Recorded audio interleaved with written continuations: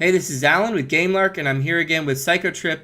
We're talking about the Elder Scrolls soundtrack. Psychotrip, why don't you quickly introduce yourself? Hey guys, Trip here. I am a YouTuber. I focus not exclusively, but mostly on video games. I talk about atmosphere and storytelling, and I basically just talk about nerd stuff. So, yeah, I'm really into music. I'm really into storytelling and backstory and lore in video games. So, yeah, I've been talking with GameLark about this stuff, and it's been pretty fun so far. Yeah, we actually talked about the style of the Elder Scrolls soundtrack in the first video. If you haven't watched that, make sure you watch that first, because now we're going to get into the functionality and the evolution of the soundtrack. So, by functionality, of course, I mean, how is it used in the game? And the most obvious example is it warns you when danger's nearby, right? In Yeah. Morrowind, there's basically, when you look at the soundtrack, like the Wikipedia or whatever the wiki they have for it, there's basically battle themes and explore themes. So Yeah. they have several different versions of each, but it switches to battle themes. The music picks up a little bit, the tempo picks up, and you're immediately on edge because you're like, okay, something's nearby. Because a lot of times, especially with I think cliff racers or what they're called, you don't always see the enemy before they show up. Yeah. So, and then the exploration themes are much more ambient and relaxed, and those are the ones that the series are. I think they're more well known for the exploration themes. Not always, but those themes are the ones that I think stick with gamers the most. And yeah, those are basically the two major kinds. And then as the series progressed, we can just kind of combine evolution and functionality, I guess. Yeah. As it progressed, the themes were originally for Morrowind were, explore, battle, right? Then by Oblivion, we have explore, battle, public, and dungeon, according to the wiki again. And then by Skyrim, we have explore, battle, dungeon, town, and tavern. So each game kind of added another set or a type of soundtrack or type of Yeah. song, I guess.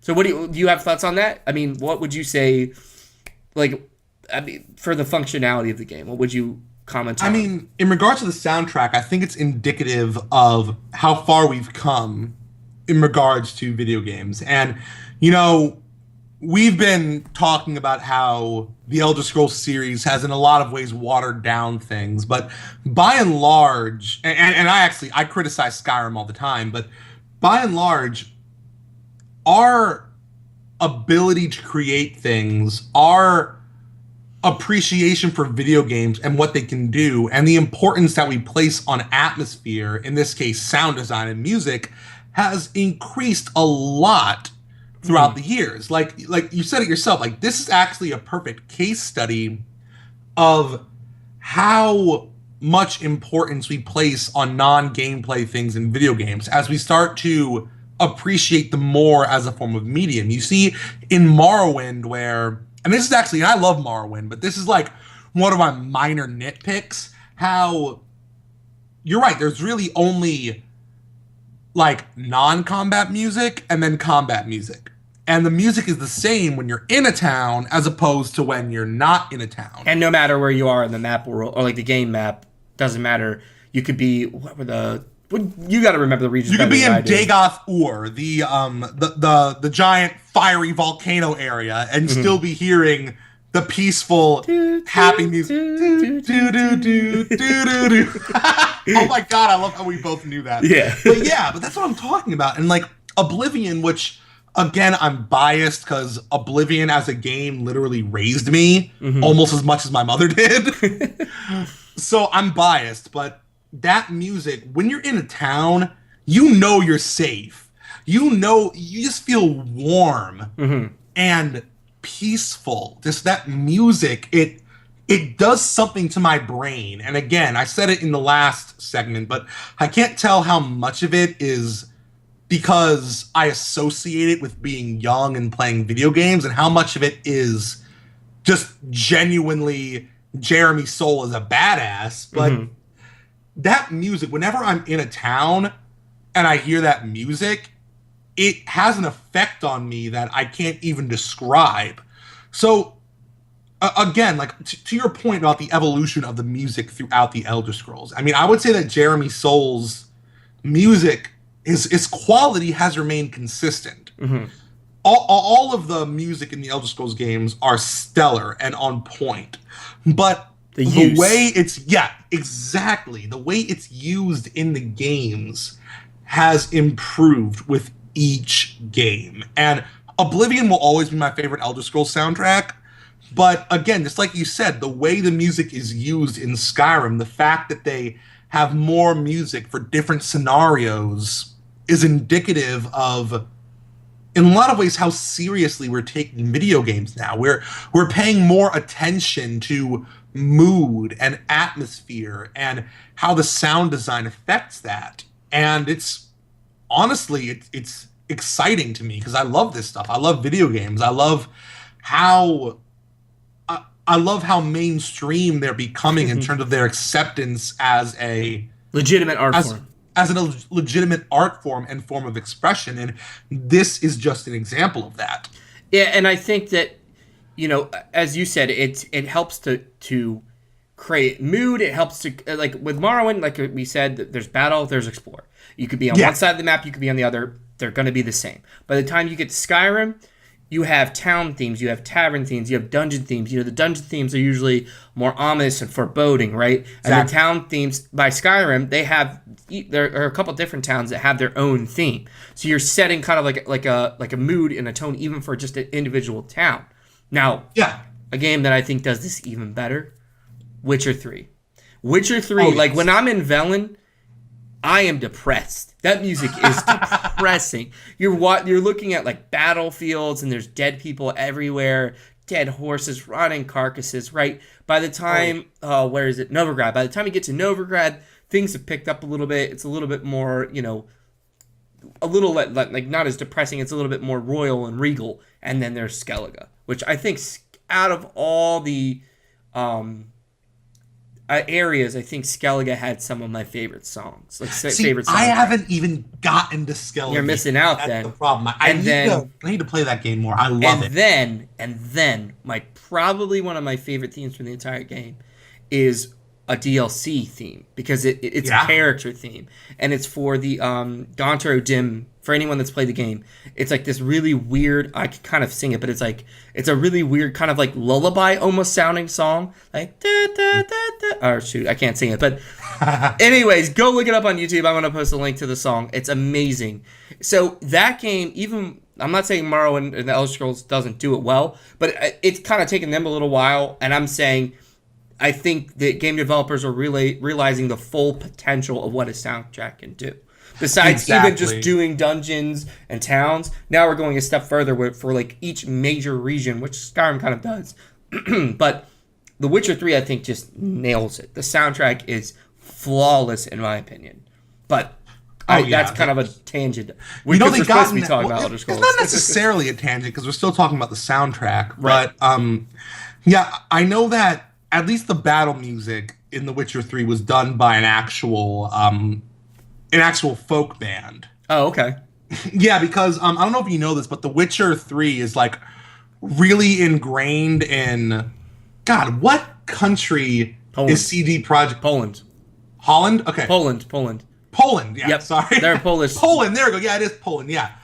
So a lot of people don't know this, but The Witcher as a series, it's both a TV show, a book series, and later on a video game. Mm-hmm. So it is like Poland's birthright, the Witcher their main series. Export as far as art. Yeah, they gave President Obama a copy of The Witcher 2 or 3, I think. Yeah, when he visited Poland. That's how much they care about The Witcher.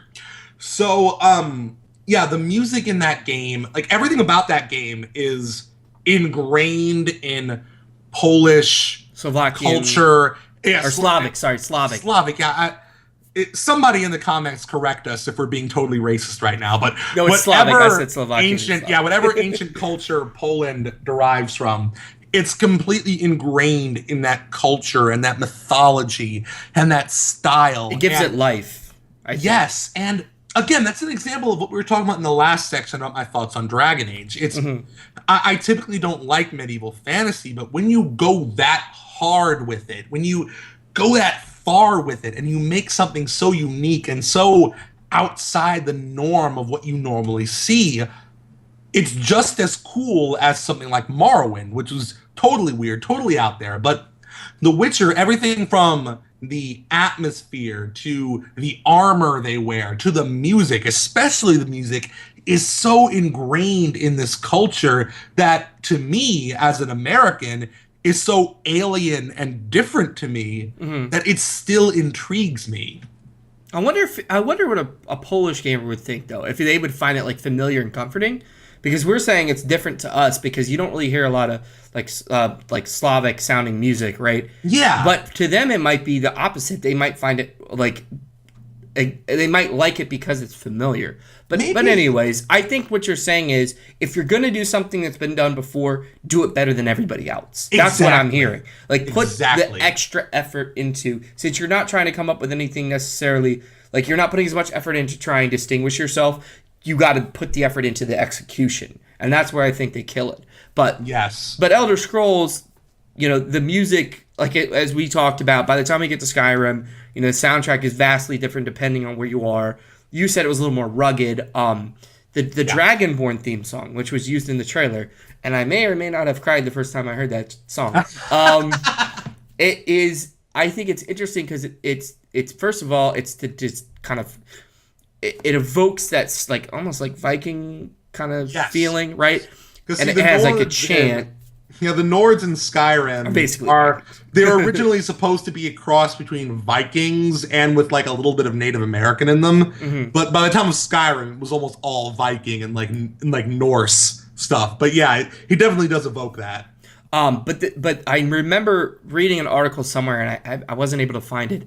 That Jeremy Soule, I think, kind of invented the language. Like they said, we want you to come up with some like lyrics for this theme song, and then he got some people to sing it, of course. But I think it's cool because right off the bat, especially from watching the trailer, you realize that language is an important part of the game. The dragon shouts. So I think it kind of serves two purposes of like evoking that Viking feeling, but also, you know, introducing the idea that language is going to be more important for this game. Right, and again, it puts so much. It expresses what I'm trying to say about how all-encompassing video games have become in terms of what they place importance on. Because, like, the fact that they gave this to the composer and said, "Composer, make us a language that will be not only integral to this game, but integral to the entire Elder Scrolls canon from now on," is indicative of how much emphasis and importance they place on stuff that isn't just gameplay. You know what I mean? But yeah. Additional details, I guess. Exactly. And it's funny because not only, and I guess there's a third thing the song does, which is it's a thread of continuity. Because every game, right, they all have that familiar Nerevar Rising from Morrowind. Dude, like our brains are exactly the same. Right, it's That's the actually same the next for point I was going to make. Morrowind, it's the same for Oblivion, and it's the same for Skyrim, but they all have slightly different versions of the same melody. And whether you're looking at the Lord of the Rings films, you're looking at the Elder Scrolls, you're looking at WildStar, all games that have great soundtracks, they all have that unifying motif, almost like a brand. Right. Just a set of notes put together that's in almost every song.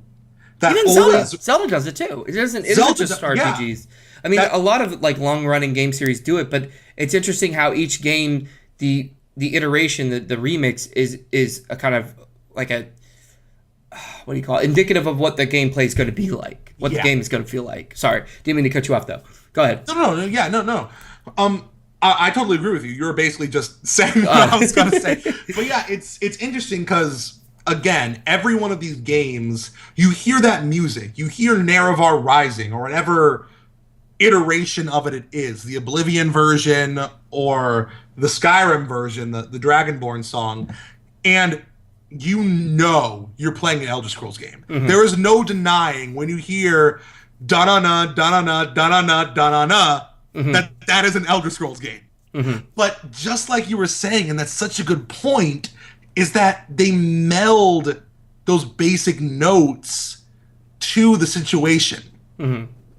So in Oblivion, it's more of an epic fantasy, again, for better or worse, Lord of the Rings type feel to it. In Skyrim, it's more of a Viking, rugged, almost violent, but in an honorable way, sound behind it.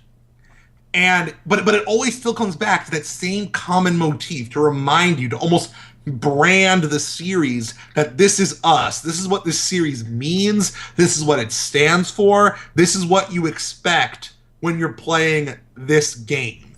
And it's that sort of thing that, again, just indicates how important sound design is, almost from a marketing perspective. Mm-hmm. And it's just fascinating to me how games do that. Well, it provokes an emotional reaction. I said I cried. I'm not kidding. Like, I think I might have been at work. It was kind of embarrassing. I was just like tearing up because I'm like, I'm coming home. I'm coming home. Like you feel that like familiar surge of like, I'm about to spend 100 hours of my life in some other world. But it's like exciting because you're just like, even more than anything else, because obviously the game looks different, right? The gameplay is slightly different, but you hear that theme, you hear that melody, and it's just, you're back in the world of Elder Scrolls. What's the game world called? Well, the continent is called Tamriel. That's what it is. The planet is called Nirn. Okay. But yeah, I'm sorry, I just had to nerd out on you. No, please do. That's why I was like, I remember exactly where I was, and I hope you guys can't hear that train going by. That's okay. But yeah, I remember exactly where I was when I first heard the Skyrim theme. When I first saw that trailer, I was in high school. I think I was a junior in high school. And my senior friends, the cool older kids, were all gathered around in like a circle looking at one of their like super old iPhones. Like the iPhone was like round and shit. iPhone 0. Yeah. And so I'm like, yo, what's going on? They're like, they announced a new Elder Scrolls game. I'm like, you're joking. No, I don't believe you. And then they showed it to me. It's like, no, this is real. Because obviously anybody's into video games at all knew the feeling on early YouTube where you'd see, new Elder Scrolls trailer, and then it would end up being like, you'd be rickrolled or something like that. That's what I was expecting. And I saw that shit and I'm like, I don't believe it. Wait a minute. This looks real. Holy shit, is this real? And then you hear the music and you're like, oh my God, I'm coming home finally. And it wasn't until my freshman year in college when the game actually released, and I was playing it on my shitty little, this small little crappy TV. 20 inch? Yeah. Yeah, this is before I had it on the PC. And oh my God, it was just amazing. Just like you said, coming home for the first time in years since my first experience in the Elder Scrolls, when basically the same thing happened. It was middle school, and all my friends were gathered around in a circle talking about all the weird stuff they got into in Oblivion, how they broke into somebody's house and beat the shit out of them and robbed them. Then they woke up and they're like, they don't act like a normal human being would act, because the AI is still kind of rudimentary. We're talking about all the weird shit you could do in that game, and I'm like, what is this? I gotta look into this. I gotta see what this is all about. Mm-hmm. And then I get it, and it changed my world.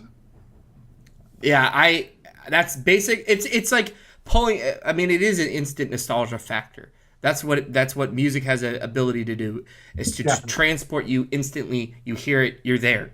And to go back to what we were saying, I mean, before a little bit earlier, when the games got more complex with the soundtrack, and I think that's largely due to probably limitations, right?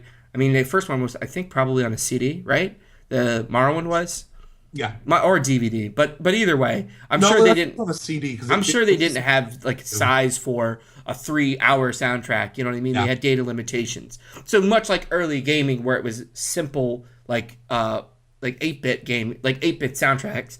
As technology advanced, the songs and the soundtracks have advanced. So by the time we start out with Morrowind, and I've looked it up, the albums according to iTunes, I've looked at all the soundtracks he released. There wasn't a single track that was like 4 minutes long. But by the time you get to Skyrim, you have several 6-minute tracks. Yeah. And Morrowind had an overall 20 tracks. Oblivion had 26, and then Skyrim had 53. So you can see there's a huge jump especially from Morrowind to Skyrim. But even between Morrowind and Oblivion, I think the variation, there was a lot more variation to it. but the soundtrack wasn't necessarily bigger. But by the time you get to Skyrim, it's massive. I mean, that's double what you had almost in Oblivion, which is kind of interesting. And that just gives you more, I guess, possibilities for the composer. And finally, this is kind of just jumping off onto a tangent, but, this is kind of a little bit of a legacy thought. My channel, obviously for people that are listening to this, know that I cover video game music, right? I'm a video game artist. I put a spotlight on it because I think it's important. And I think all these reinventions, much like we were talking about the Nerva Rising theme being reborn for each game, artists take these themes, artists take these songs, and they put their own special touches on it. But one thing I would really love to see is something similar to what the Zelda, I think it's called the Zelda Symphony does. I looked it up online to see, is Elder Scrolls music played live? And I don't think that it's been played live or like there's been a concert or a tour. And I think that they should seriously consider it because I think Jeremy Soule was talking in 2013 about it. But I want people to I want to see it live, right? Yeah. I would love to experience it in person. If they haven't, they will eventually. I think they will. Because the Elder Scrolls and Legend of Zelda is how I said New Vegas is my favorite RPG? Yeah.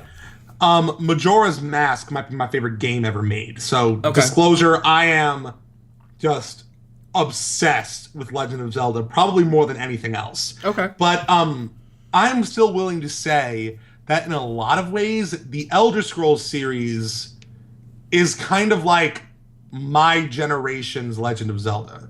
Because Legend of Zelda was like the generation before mine, It was that time when people, for the first time, they were exposed to this massive world. They had never seen a game that could do something like this. It could let you experience this and make you feel like you're going... The first one you're talking about? Legend of Zelda, the first one?